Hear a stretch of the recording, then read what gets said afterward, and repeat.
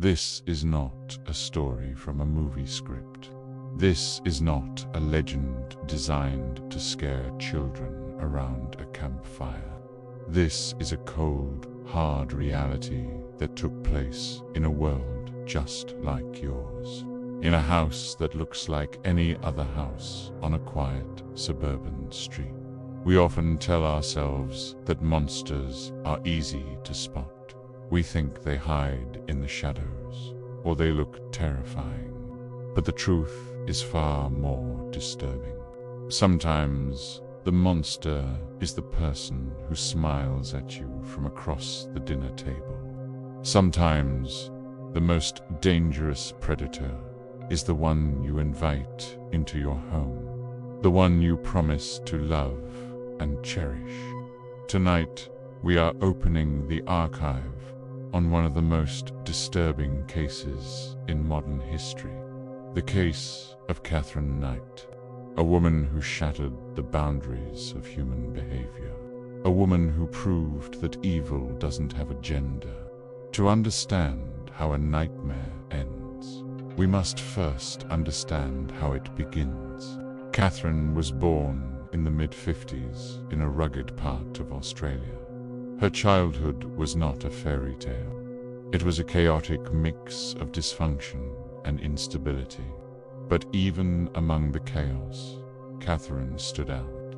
She was different. While other girls her age were collecting dolls or dreaming of romance, Katherine had a much darker fascination. She was obsessed with the concept of the edge.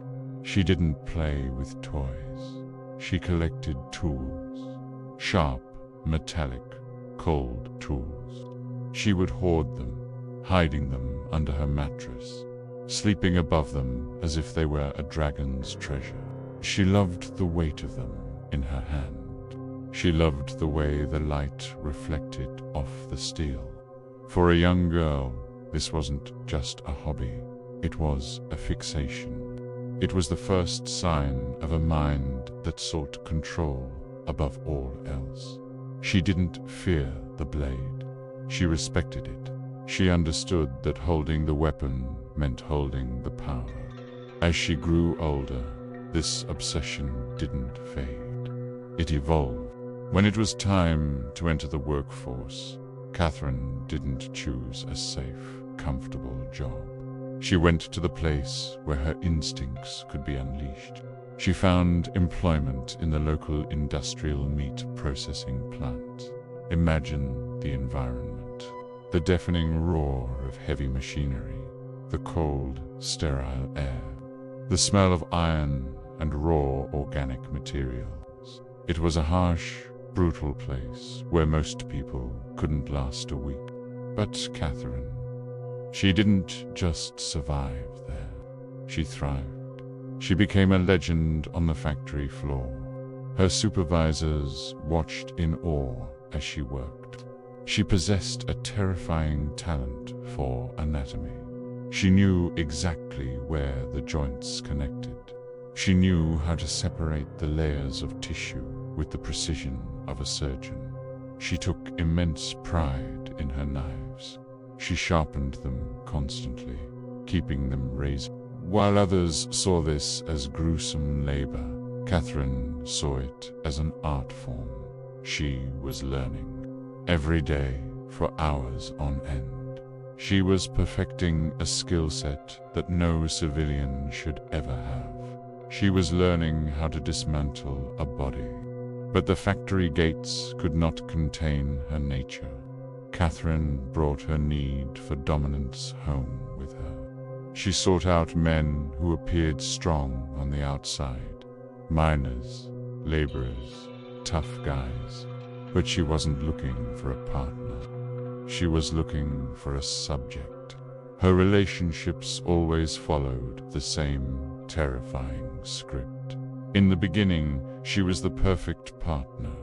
She was intense, affectionate, and incredibly attentive. She would cook elaborate meals, clean the house until it sparkled, and shower her partner with attention. It was a trap. She was making them dependent on her. And once the trap was set, the mask would fall. The violence wasn't gradual. It was explosive. Take her first marriage, for example. It should have been a celebration of love. But on her wedding night, the celebration turned into a war zone. Over a minor disagreement, Katherine didn't just argue. She attacked. She unleashed a physical assault on her new husband, so severe that it left him battered and terrified. On the night they were supposed to start their life together, he learned that he was not her husband. He was her hostage. It wasn't just physical pain she inflicted. Katherine was a master of psychological torture. She used fear as a leash. With one of her partners, she took her rage to a level that is hard to comprehend. In a fit of anger, she took their infant child and placed the baby on the train tracks. Just imagine that moment. The cold steel rails, the distant sound of a train. She did it to test him, to see if he would save the child, to prove that she held the power of life and death in her hands. She terrorized her family. She would sit in a chair, staring at them for hours, sharpening her knives. The sound of stone against steel became the soundtrack of their lives. When a partner tried to leave her, she destroyed everything he owned. She slashed his clothes. She smashed his prized possessions. And in one heartbreaking incident, to show him exactly what she was capable of, she took his beloved pet and ended its life right in front of him.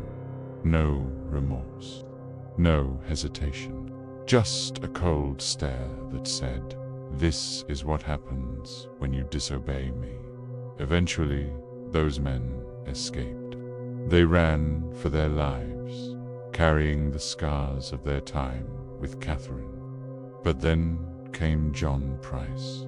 John was a good man, a hard worker, beloved by his friends, known for his easy smile and kind heart. He was lonely. He wanted a family. He wanted someone to come home to.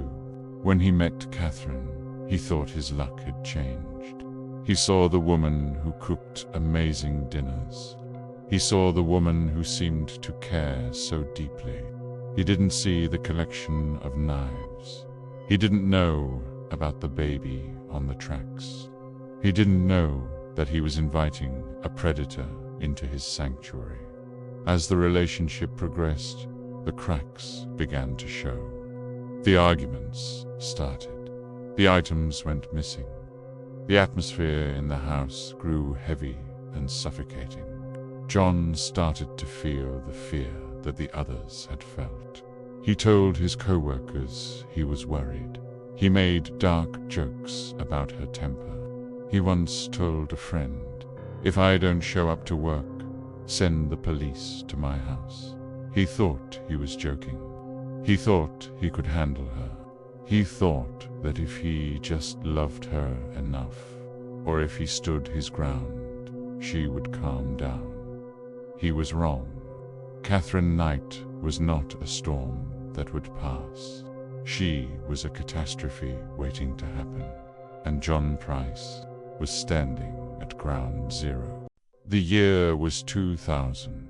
To the outside world, the town of Aberdeen was a picture of rural peace. It was the kind of place where people left their doors unlocked, where neighbors knew each other by name. But inside the walls of John Price's home, a very different reality was taking hold. It was a reality defined by tension, by silence, and by a creeping sense of dread that refused to go away. A silent war was being fought in that house. It wasn't a war of loud battles, but a war of attrition. On one side was a man who simply wanted a peaceful life, a family and a home. On the other side was a storm that could not be contained. John Price had finally reached his limit. The emotional weight was crushing him. The woman he had invited into his life, Katherine, had transformed from a partner into a shadow that darkened every corner of his existence. He realized that this was no longer just a difficult relationship. It was a destructive one. He made the difficult, brave decision to end it. He looked her in the eye and asked her to leave. In a normal world, a breakup is sad, but it is final. People pack their bags, they cry, they leave, and life goes on. But Katherine Knight did not live in a normal world. To her, rejection was not just a sadness, it was an insult. It was a challenge to her control. And Katherine never backed down from a challenge. She moved out physically, but she never really left. She became a ghost in his life. John would come home from work to find subtle signs that he was not alone. Objects moved, strange noises in the night, the feeling of eyes watching him from the darkness. She was sending a message. You cannot escape me. Months before the end, there was a warning. A moment where the mask slipped completely. During a heated argument in the kitchen, the air in the room shifted. The trust was shattered in an instant. Katherine reacted with a sudden, intense volatility that left John shaken to his core. It was a dark moment, a physical altercation that crossed a line, effectively ending any hope of reconciliation. He survived that day, but he was changed. He walked with the heavy burden of a man who knows he is being hunted. John tried to do everything right. He went to the authorities. He sought the protection of the law. He obtained an official order, a piece of legal paper designed to keep her away. He thought this would be his shield. He thought that if he drew a line in the sand, she would have to respect it. But for a personality like Katherine's, rules are meaningless. A piece of paper cannot stop a force of nature. It didn't stop her. In fact, it only made her more determined. It fueled her resentment. It gave her a target. October 29th, 2000, the day the clock began its final countdown. John went to work that day, but his mind was elsewhere. His co-workers noticed the change in him. The usual smile was gone, replaced by a look of deep exhaustion. He spoke to his friends, his voice thick with a strange mixture of worry and resignation. He told them about the harassment. He told them about the pressure. And then he said something that would echo in their memories forever. A sentence that was half joke, half prophecy. He said, "If I am not here tomorrow, you know where to look." He felt it coming. The intuition of a man who knows he is running out of time. That evening, John returned home. He was tired. Tired of the fighting, tired of the fear, tired of the drama.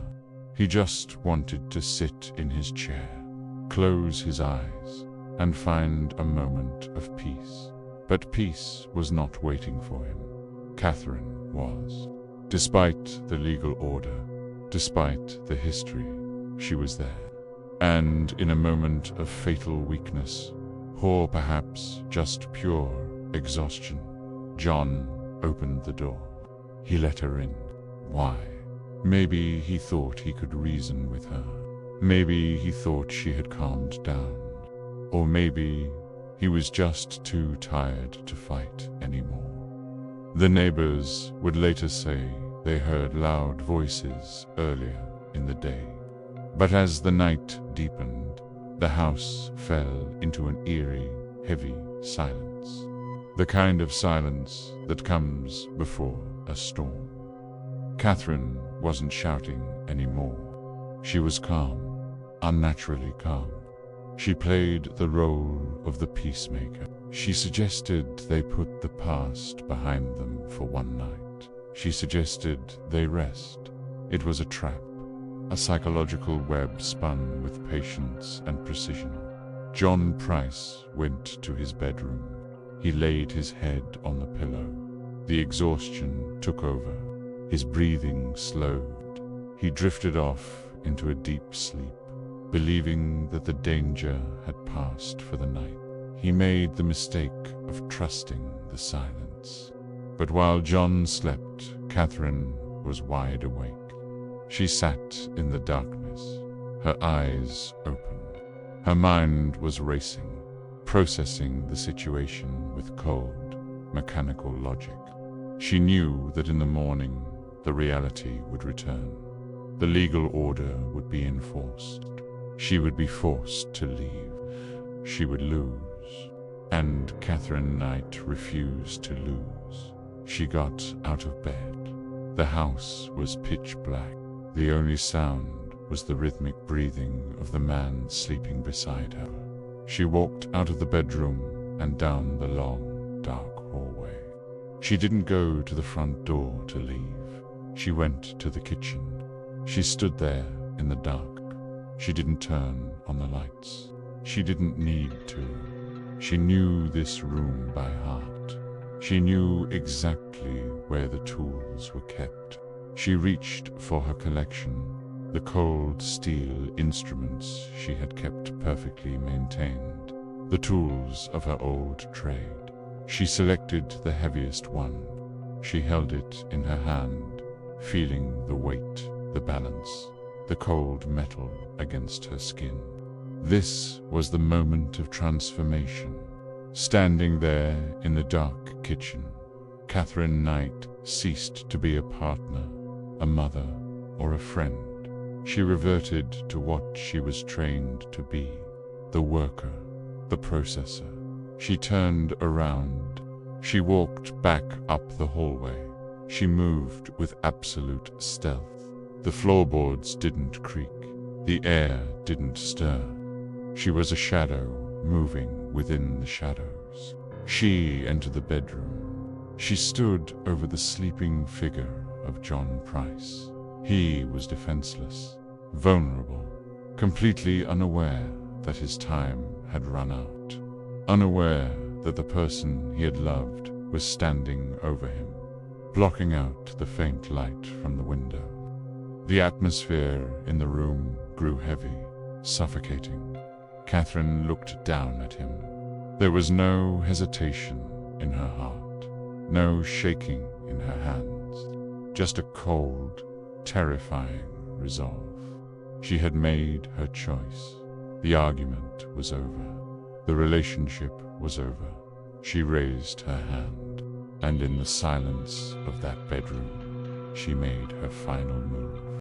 The silence that followed was not the silence of peace.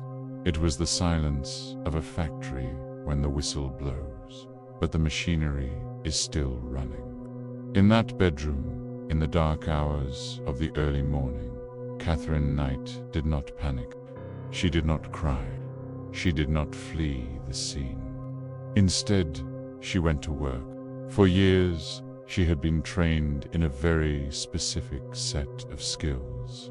She knew how to process. She knew how to dismantle. And in her mind, the man lying before her had ceased to be a human being. He had become a task, a project to be completed. She moved with a terrifying efficiency. There was no chaotic frenzy. It was methodical. It was precise. It was the work of a master craftsman practicing their trade. She began the process that would make this case infamous in the annals of criminal history. She used the skills she had perfected on the factory floor, but this time she applied them in a suburban living room. She carefully, surgically separated the outer layer from the frame. It was a feat of technical skill that would later baffle the forensic experts. She removed the suit in one single, large piece. She didn't destroy it. She preserved it. She took this trophy, this hollow shell of the man she had claimed to love, and she displayed it. She hung it from a hook on the top of the living room door frame. It hung there, draping down like a macabre curtain, a twisted sentinel guarding the hallway. To her, it wasn't a horror show. It was a statement of total ownership, but she wasn't finished. The night was still young, and her madness had a schedule. She returned to the kitchen. The same kitchen where she had cooked family dinners. The same kitchen where they had argued. Now, it became the center of a nightmare. She turned on the stove. She filled a large metal pot with water and set it to boil. She wasn't cleaning up. She was preparing a meal. She began to chop vegetables, carrots, potatoes, pumpkin. The rhythmic sound of the knife hitting the chopping board echoed through the silent house. Chop, chop, cheap. She selected specific parts of the subject from the bedroom. She brought them to the kitchen. She wasn't trying to hide the evidence. She was transforming it. She placed the parts into the boiling pot. She added the vegetables. She seasoned the broth. She was making a stew. It is hard for the human mind to comprehend this level of detachment. While the reality of what she had done lay in the other room, Katherine was tasting the sauce. She was adjusting the heat. She was cooking. But who was this meal for? This is the detail that turns this tragedy into a true horror story. She wasn't cooking for herself. She walked to the dining table. She laid out the placemats. She set the silverware. She prepared the table for a family dinner. She wrote notes, little name cards placed next to the plates. The names on those cards were not hers. They belonged to John's children. She intended to serve them their father. As the sun began to rise over Aberdeen, the house was warm with the smell of cooking meat. To anyone walking by outside, it would have smelled like a Sunday roast. Inside, it was a scene from hell. Katherine, exhausted from her work, finally took a rest. She didn't run. She didn't try to escape. She simply waited. She had completed her masterpiece. The morning came. The alarm did not go off. John did not go to work. His colleagues, remembering his dark prophecy from the day before, grew worried. "If I'm not here, check on me." The words echoed in their minds. They called the police. At around 8 a.m., the local police arrived at the Price residence. They expected a domestic dispute, maybe an argument that had gotten out of hand. They walked up to the front door. They knocked. No answer. They looked through the windows. It seemed quiet, too quiet. They decided to enter. The first officer stepped through the door. The air inside was thick and humid. There was a smell, a heavy, metallic scent mixed with the aroma of a cooked meal. He walked down the hallway. He saw something hanging from the door frame in the living room. At first, in the dim light, his mind couldn't process what it was. It looked like a heavy, wet curtain, a strange leather suit. He stepped closer. He turned on his flashlight. The beam of light hit the object, and in that moment, the officer's reality shattered. He realized what he was looking at. He realized that the shape hanging on the door used to be a man. He stumbled back. his mind reeling. He called for backup, but as they moved deeper into the house, towards the kitchen, they realized the horror was not over. The pot was still on the stove. The table was set. The dinner was ready. The butcher of Hunter Valley had finished her shift. The officers who entered that house would never be the same again. They had walked into a scene that defied logic, a scene that belonged in a nightmare, not in a quiet Australian town. But amidst the chaos and the horror of what they found in the kitchen and the hallway, there was one final, chilling detail. They found Katherine. She wasn't running. She wasn't trying to hide. She wasn't washing away the evidence. They found her in the bedroom, lying in bed. She was fast asleep. She had consumed a large amount of medication, perhaps an attempt to escape the consequences, or perhaps just to sleep after a long night of work. When the police woke her up, she was groggy. She seemed confused. But as the reality of the situation set in, she didn't show remorse. She didn't scream. She simply existed in a state of cold detachment. She was taken into custody. The interrogation that followed was frustrating. Katherine claimed she couldn't remember much of the night. She tried to paint a picture of self-defense, of a fight that went wrong. She tried to play the victim, but the evidence spoke louder than any story she could invent. The police found the notes she had written, the name cards on the dinner table, the carefully prepared meal. These were not the actions of a panicked woman defending herself. These were the actions of a calculated predator who had planned every step of the process. The investigation revealed the depth of her obsession. They looked into her past, her history at the factory, her fascination with knives. It all painted a picture of a woman who had been rehearsing for this moment her entire life. As the case moved toward trial, the public held its breath. The details that leaked out were so disturbing that many people refused to believe them. The idea that a mother, a grandmother, could commit such an act was incomprehensible. But Katherine knew she couldn't win. Faced with the overwhelming mountain of forensic evidence, she made a choice. She decided not to fight the charges in front of a jury. She pleaded guilty. October 2001. The Supreme Court. Katherine Knight stood before Justice Barry O'Keefe. She stood there to hear her fate. The judge looked at the case files. He looked at the photos of the crime scene. He looked at the evidence of the dinner she had prepared for the children. In his remarks, Justice O'Keefe did not hold back. He described the crime as calculated, horrific, and almost beyond the realm of human understanding.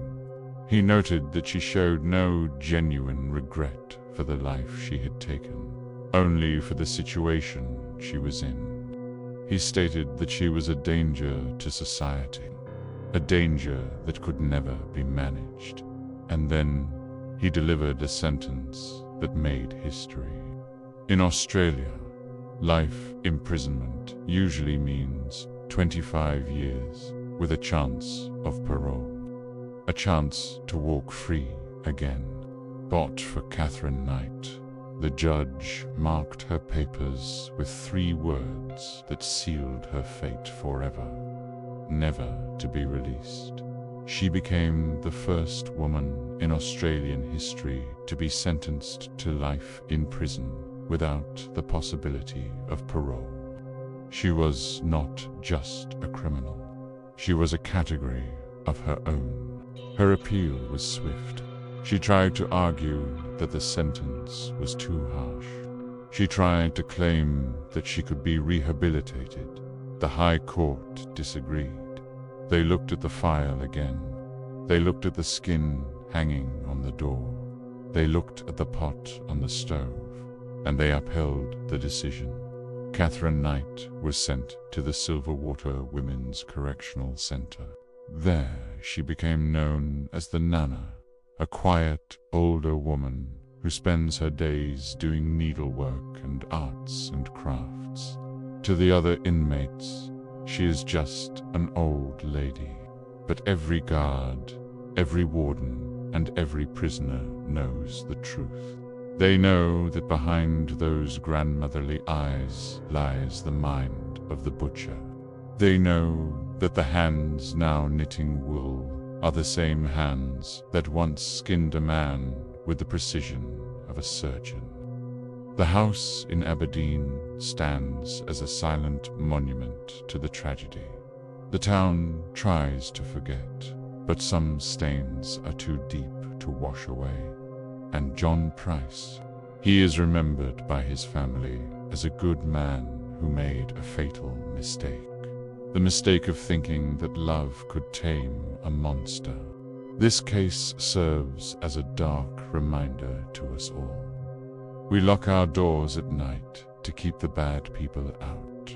But sometimes, the most dangerous thing we can do is give the wrong person a key.